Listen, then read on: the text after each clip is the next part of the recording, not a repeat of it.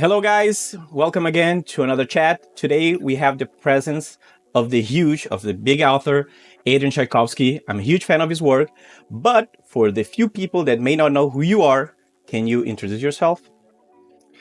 Yes, so I'm Adrian Tchaikovsky. I'm a British science fiction and fantasy author. I've written about 55 books so far, which are slowly getting translated one by one into various other languages. I am definitely best known for the series, which is translated into Portuguese, or is being translated into Portuguese, which starts with, in English, Children of Time. It is a book about giant spiders from outer space. In hopefully a fairly kind of complex and scientifically satisfactory way. First of all, I do this thing to make everybody feel comfortable. I don't know if this is something that you do, but usually in the middle of the interview, someone that I am talking to slips in a curse word. And I need to tell them that it's totally fine to do so. Here it's a curse word free zone. You can do as many curse words as you want, and so you can feel comfortable, can you tell us one curse word that you usually do or use? Oh Lord, I mean, I'm not a very cursy sort of person, actually, in that sort of slightly repressed British way. I guess I go for son of a bitch quite a lot, which is weird, which is not a very British thing, and is apparently much ruder in the United States than I had any idea was the case. Until I discovered I used to play a lot of World of Warcraft, and the word bitch gets bleeped out if you type it. And that kind of, it's obviously a bit of a bigger deal. And what's a British curse word that it's common over there? We say bloody a lot, which is very, very mild, but is sort of particularly British, I think, as just an adjective of emphasis. Oh, I understand. Well, so we can understand more about you and your background. I would like to know, what was your gateway to the fantastic genre like fantasy and science fiction, and what would you recommend to someone that wants to get in today? Okay, so my gateway when I was very young was Doctor Who. I was a big fan of Doctor Who, which obviously, quintessential British TV sci-fi. But also, when I was young, I used to go to the library, and the library had a very good sort of continually changing range of the Doctor Who novelizations. And a lot of the Doctor, I was too young for a lot of the older Doctor Who stuff, but I got to read about all of these stories that had been and gone, and in some cases that no copy of even survives. And so I would go along every week and just get whatever new they had or anything old that, if they didn't. And I just worked up from there.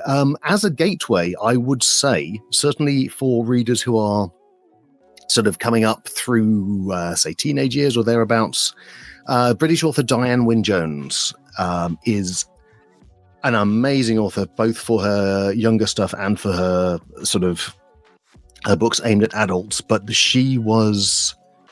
her books when I was a teenager basically taught me an awful lot of what you can do in a book. She writes far more complex and challenging works for younger readers than most of those authors.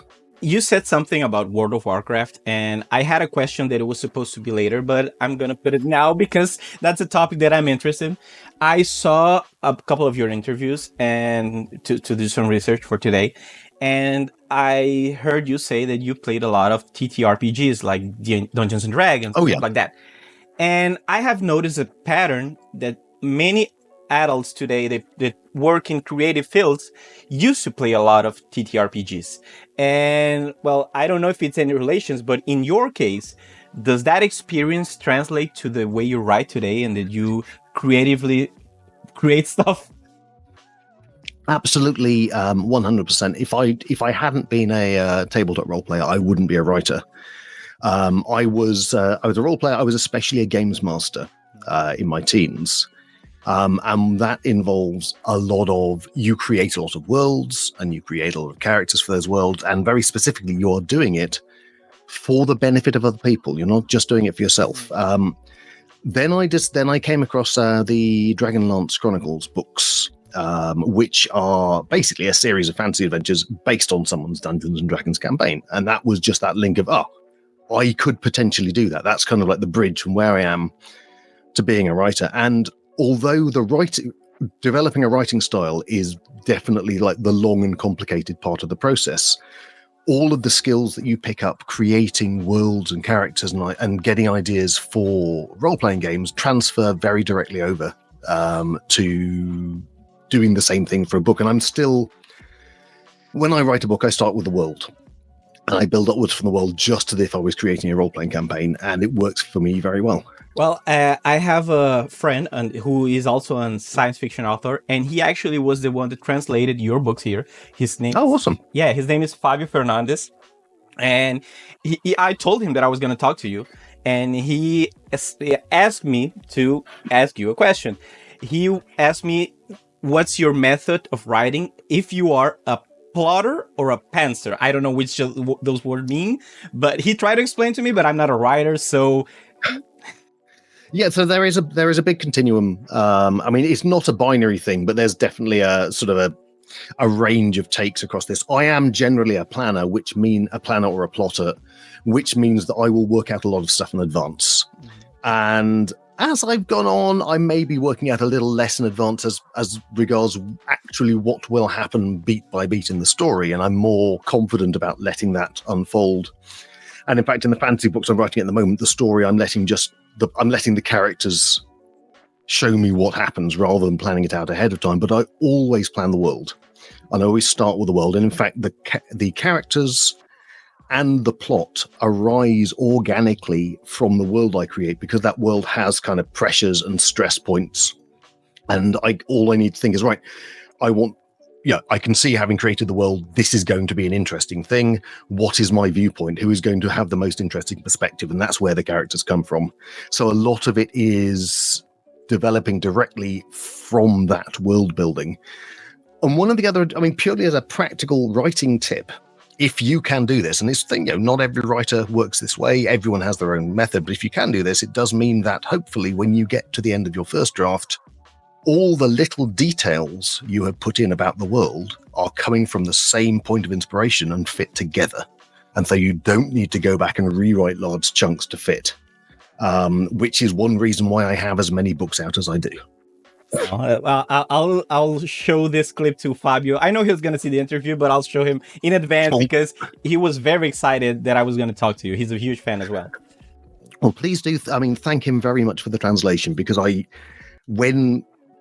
am very, very aware that when a book is translated into another language, it is absolutely a creative effort on the part of the translator as much as the original writer. The translator's voice is enormously important. I'm so glad you said that. We usually talk a lot about that, and as he didn't only translate you, but a bunch of other science fiction authors here. So he's a big name here, not only as a writer himself, but as a translator. So I know he will appreciate your words. So I know that between you being a dungeon master and being an author, there was a long way. And in my research, I was kind of amazed that you actually studied zoology. You studied law, if I'm not mistaken, and psychology. And so that kind of caught my attention, because first of all, it's a lot of stuff. Second of all, it goes in a lot of different ways. And third, you didn't ended up like, that's not your career today, actually. So, but I do want to know, how does all this scattered knowledge help you now as an author to produce stuff? Because your work obviously has a lot of, I would say, biology, but your word has a lot of what you create society. So I would imagine that the certain knowledge of psychology and law would also be important in it. A lot of it is I have always been interested in certain things, especially the natural world, especially things like animal behavior and so forth, which is now what I'm writing about. So the interest came before the university courses. And in fact, the university courses didn't particularly go in the directions I was interested in. You're always at the mercy of whatever the curriculum is at the place you go to. So it's very much more that I was trying to find more out about the things I already cared about. The law stuff was pure chance. I ended up getting a job as a legal secretary because I had the typing speed, because I was trying to become a writer. And then I trained up as a very, very junior sort of lawyer. And honestly, I mean, it does mean that you get to see, as with doing absolutely anything in life, you get to see a different side of the world. And then if you've got a writer's mind, all of this stuff becomes material that you can draw on. So I do actually have a number of books where there are lawyer characters, and you can have a lot of fun trying to work that into a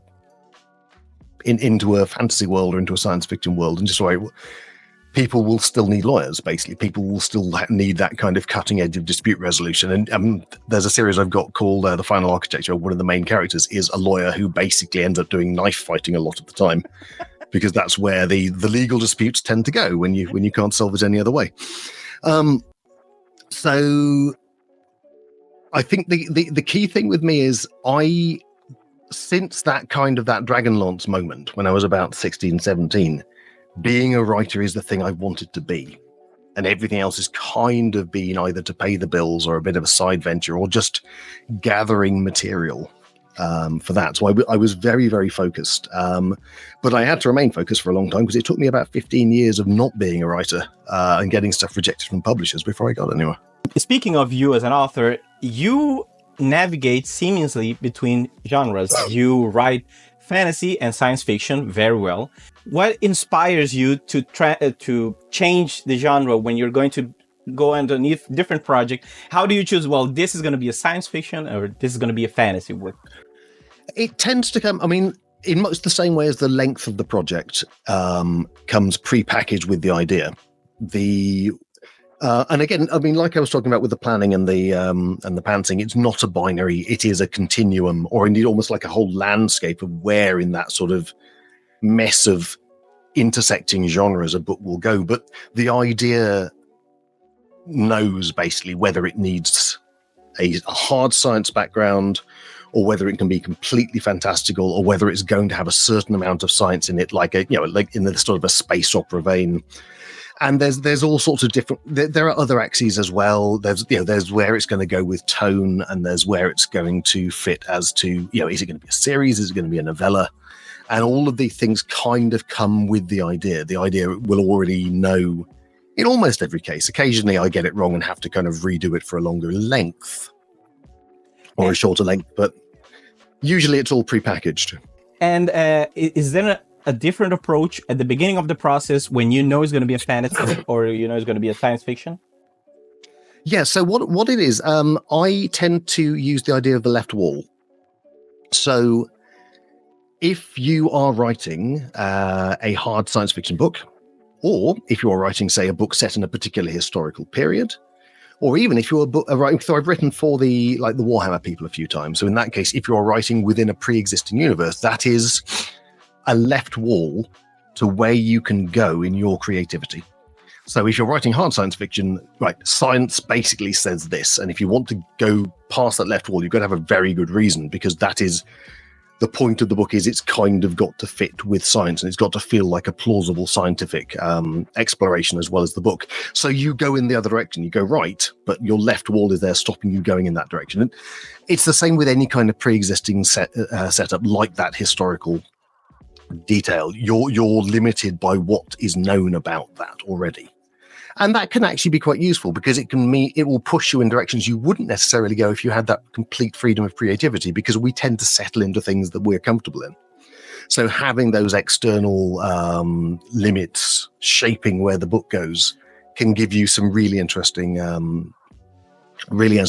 results. But that's really the big thing. It's just you are starting with a certain amount of your world already built by someone else. Well, so speaking more of Children of Time, because this is the series that is coming out here in Brazil right now, and you do something here in this book that I find unique in many ways, because science fiction and, well, any type of fantasy world as well talks about the other. And I don't know if you would agree with me or not, but sometimes I feel that science fiction, when talking about the other, it's pretty much just talking about humans with a funny looking way. There's not a lot of difference between the other species of stuff and us as humans. They're usually pretty human, but not in your books. Your books, the other is pretty unique. But in some ways, you make us feel like they are strange, different, but even with that, we can make a connection with them. We can hope that something good will happen to them, or anyway, we feel empathy for them. How do you balance the strangeness and the connection? I mean, this seems to be a thing that that comes very naturally to me, and I think I'm just a strange person. Basically, I think I'm kind of like that. That I am the bridge between my human readers and my non-human characters. I mean, I chose spiders because the book is based on real life spider research, and because I'm very fond of spiders. But also, the value in that is people don't like spiders in general. So having a book where you can make people empathize for a culture that is entirely made up of spiders doing spider things, but facing, I think, recognizable cultural traumas, internal and external, and solving them in spider ways. And I seem to have done well enough in the book that it works for people. And when you get that kind of looming collision between the spider characters and the human characters in the book, in general, people are kind of on the spider side of things because of what we've seen of the spiders and liked, and what we've seen of the humans and actually not particularly liked. But I mean, I think a lot of this is coming out. I have always been interested in the other in science fiction, and there's quite a range. I mean, I'm certainly not. I'm doing a thing in my own particular way, but there are certainly authors before me who have done some amazing stuff, like Stanislav Lem or Werner Vinge, say, with non-human point of view characters, or just non-human concepts and things like that. But yes, there is a certain amount of science fiction which is kind of very humanocentric, so that the aliens really exist as purely a human commentary, and usually as they exist to be less than humans, so we can appreciate how great the humans are. And as a kid, when I was reading those stories, I was never impressed. The aliens were always more interesting, and the artifice of the writer in trying to make us feel that these aliens were less than human, in their emotional range, in their intellectual capacity, in their technology, whatever, was always a bit both unconvincing and also kind of offensive to me as reader. So I guess when I'm writing my own stuff, those were the lessons I was trying not to repeat. And also, I think a lot of early science fiction has some really problematic takes on aliens, because those aliens are being used as analogues to human takes on other humans. So again, getting out of that sort of rather patronizing, oh, look at the funny aliens, aren't they stupid sort of book, was another thing I was very, very keen to do. And I would add to that you actually succeeded a lot, because to those of you that don't enjoy spiders, you can actually read this book and you're not going to feel anything weird. I actually talked to a couple of people that don't like spiders and enjoyed your book very, very much. So you succeeded on making this connection between the other and us. It's a very good job. And your book also does something that I enjoy a lot. And I don't know if this is something that it's maybe particular to me, and that's what I want to discuss, because your book talks about pretty much the end of the earth, and in some aspects. But your take on this is a take that is being done like a lot nowadays, that the earth is going to die and everyone is going to die. But your take is different. You have a different approach to it, because you talk about something new coming as well. So when I finished it, I felt hope. I felt hopefulness about something that it was essentially tragic, the end of the earth. And first of all, I would like to know if is this something that you wanted to talk about? Like, did you want it to bring hope, and how to manage to talk about the end of the earth while still talking about the possibilities after that? It's a tricky balance, because I think, the world, it will not surprise anyone to hear, has got problems. It is very easy to write a book about how bad those problems are, which is where we get a lot of dystopian fiction. But if you write a book about how bad those problems are and then that's all you go, you're writing a book without hope at that point. And writing a book that has the problems but not the hope is as bad as writing a book that claims that the problems don't exist, because both of those are recipes for not trying to make things better. So I very much wanted to write a book which was overall an optimistic book. And this is where I tend to go with a lot of my books. There are frequently very bad things happening. The worlds of these books are bad. You wouldn't want to live in them and so forth. But usually there is something at the end to say, right, this is at least a problem solved. This is something that can be fixed. Things can be better from here on. We know we're not never necessarily going to get back to where we were, but we can be better than where we were at the start of the book. And I think that makes for actually a rather more pleasant reading experience than just 100% doom and gloom and horrible people doing horrible things to each other.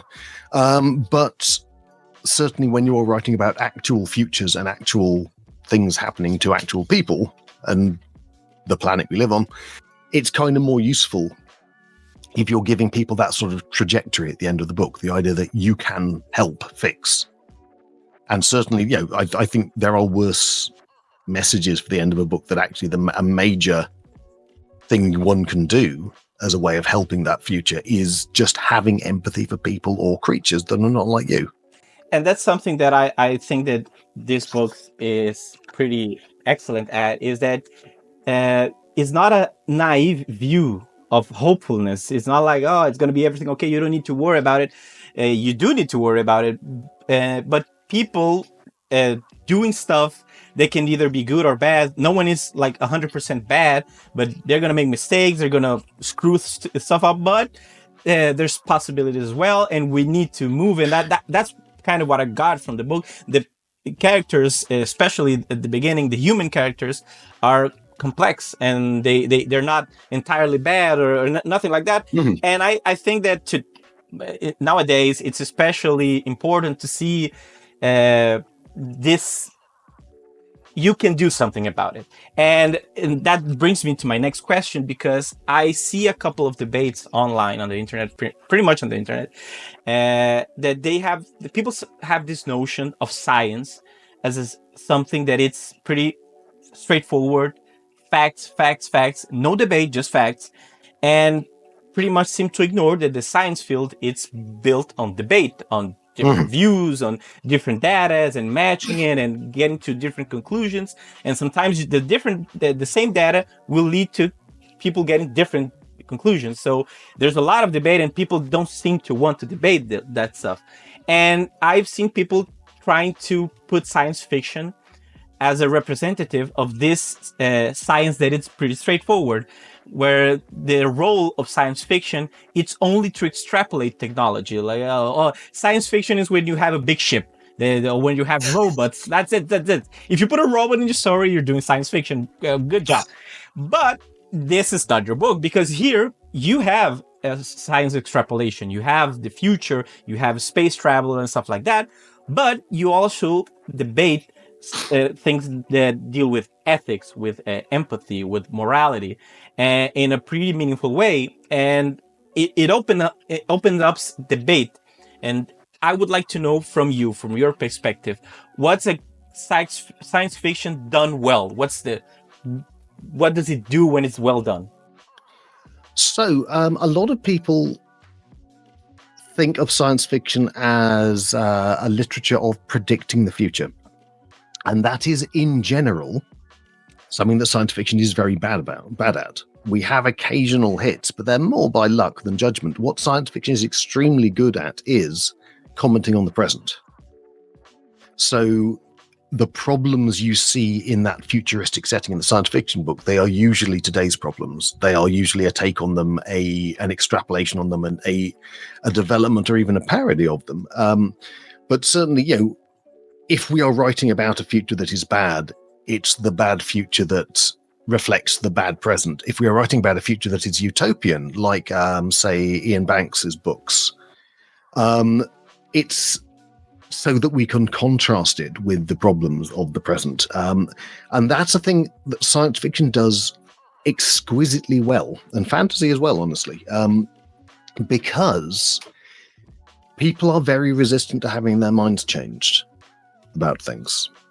So if you have someone that you're trying to show, well, look, there is a real problem here, and they don't want to see that problem, you can show them all the real world stuff you want, and they will close the doors of their mind and not hear it. But if you can show them it as part of a fantastical story, as part of a science fiction story, you are almost sneaking those ideas into their heads. You are giving them extra ways of thinking about the world as part of that story, because it's, speculative fiction. You can do anything you want in science fiction and fantasy. It's the most freeing genre to write in. And therefore, it is absolutely the best way of getting ideas to people. As I research for you, I know that not only you have a degree in fields that of the sciences, but you are very interested in science. You have participated in podcasts that talk about science. How do you deal with the present time where people, I don't know how, seem to reject science and pretty much deny it, even though we have all this information available to us? It is, it's a real area of concern, and the fact that we seem to be sliding back towards the Dark Ages in some way. I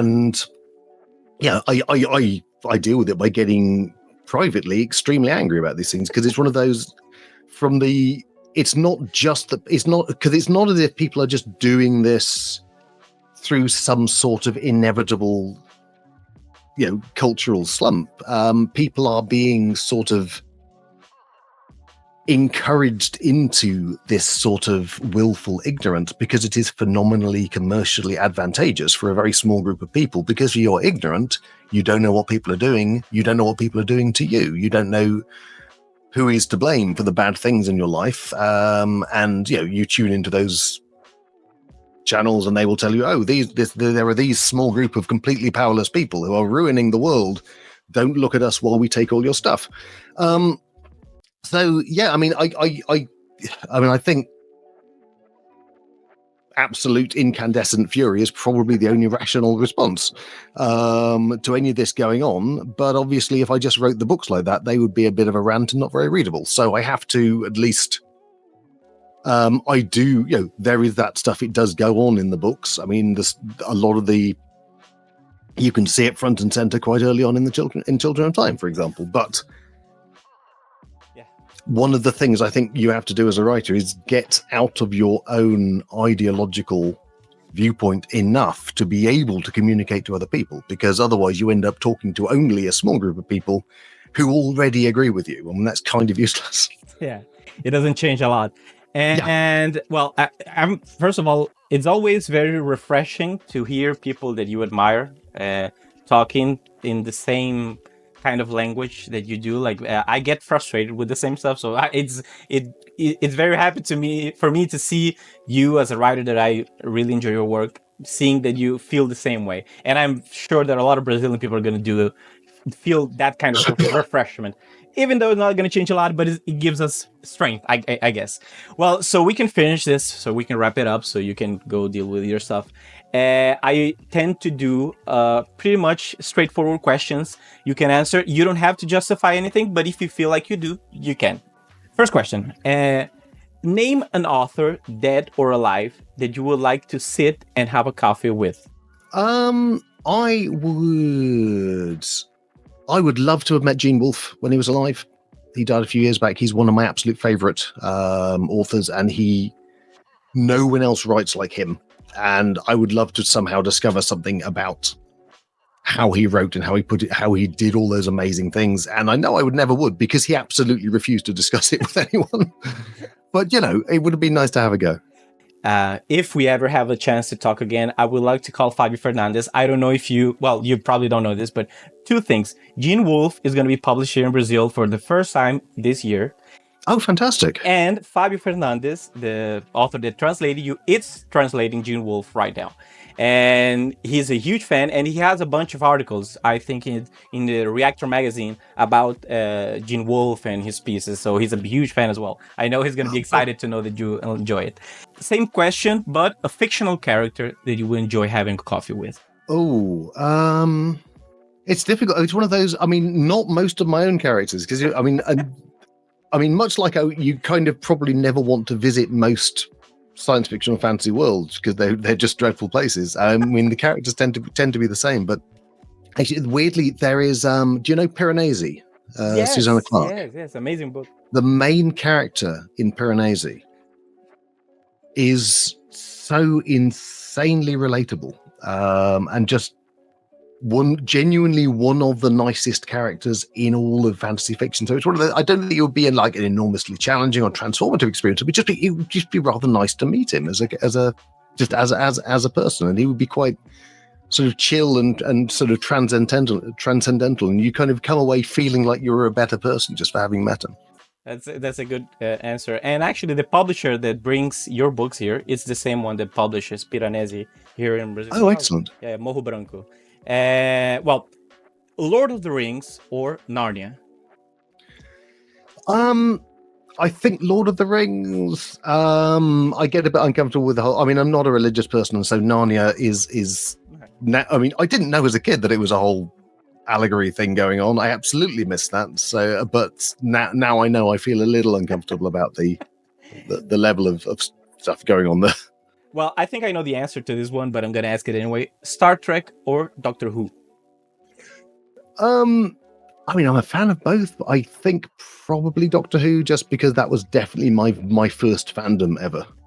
Star Wars or Dune? I think these days Dune. I was a huge Star Wars fan when I was a kid, but it's spread very thin over an awful lot of stuff. On the other hand, I would say if we were saying Star Wars Andor, then Andor, because that is, I think, the best thing I've ever seen on I agree on with screen. You 100%. And again, a note, I don't want you to think that I'm promoting Fabio Fernandes, but we actually scheduled, we're going to record next month an episode talking about Andor, because he wrote a couple of stuff about Andor, and there's a book from a British author as well that kind of makes an political analysis of Andor, and Fabio Fernandes likes that book, and he is a friend of the. I think I know the book, yeah. And Fabio Fernandes wrote a couple of pieces for that book as well. So yeah, I think that you two will really enjoy each other's company. That's all I'm saying. But he didn't pay me to say those things. Just to let you know. Okay. Alien or Predator? That's tricky. I mean, I think probably Alien, but I'm not an enormous. I like bits of both, but I'm not sort of deep into the fandom of either. I think. Blade Runner or Terminator? Blade Runner. No hesitation. Okay, so this one is just for you. The World of Warcraft or Dungeons and Dragons? Oh, Dungeons and Dragons, because a tabletop experience with other players is just this sort of unbounded imaginative storytelling. So I got a lot of fun out of World of Warcraft, but it's not the same. Not on the same level at all. Do you still play TTRPGs? Yes. Really? I'm currently. I've just finished running a game, and I'm playing in a couple. So that's amazing. I'm actually a huge fan of TTRPG, but I never played any because I don't have a lot of close friends that do play. But I have all the books of Dungeons and Dragons and stuff like that, and I enjoy watching them and reading the lore of the world. It's so good, but I haven't played yet. But I will. I'm sure it will. So, well, first of all, Mr. Adrian, thank you so much for agreeing to this interview. It was amazing talking to you. I'm a huge fan, and I'm sure that a lot of Brazilian fans are going to enjoy hearing your thoughts and opinions. And so we can finish on a good note, I will ask you if you can send a message to your Brazilian fans. Yes. So, I'm delighted that the books have been translated for you. I hope you get a lot of enjoyment out of them, and that they keep coming to you. I hope so too. Well, thank you very much, guys, for listening to the interview, and see you next time.